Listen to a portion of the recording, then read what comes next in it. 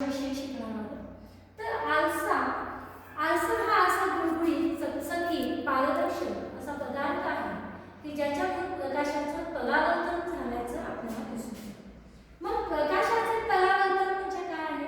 तर प्रकाशाचे परावर्तन म्हणजे जेव्हा प्रकाश किरण एखाद्या सपाट गुळगुळीत पृष्ठभागावर पडतात तेव्हा ती पुन्हा मागे फिरतात. याला आपण प्रकाशाचे परावर्तन असं म्हणतो.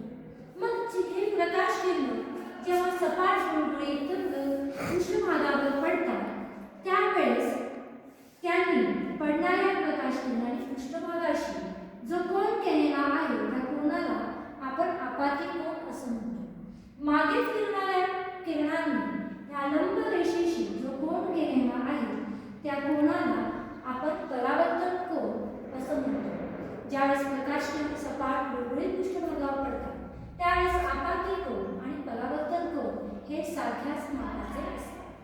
यालाच आपण नियमित परावर्तन असं म्हणतो. ज्यावेळेस प्रकाश किरण ही खडबडीत पृष्ठभागावर पडतात त्यावेळेस हाच आपाती कोन आणि परावर्तित कोन हे सारख्याच मापाचे असतात आणि म्हणून त्याला आपण अनियमित परावर्तन असं म्हणतो. मग हा आरसा कसा तयार होतो?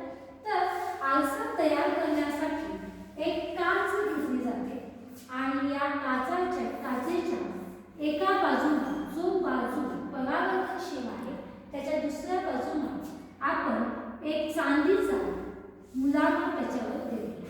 हा चांदीचा मुलामा निघू नये म्हणून आपण त्याच्यावर लेड ऑक्साईडचा मुलामा आपण त्याच्यावर देतो आणि आरसा तयार होतो. मग या आरशामध्ये आरसा कशाला म्हणायचा आहे? तर आरसा म्हणजे असा पृष्ठभाग आहे सपाट गुळगुळीत चकचकीत असा पृष्ठभाग की ज्याच्यामध्ये वस्तूची सुस्पष्ट अशी प्रतिमा तयार होते.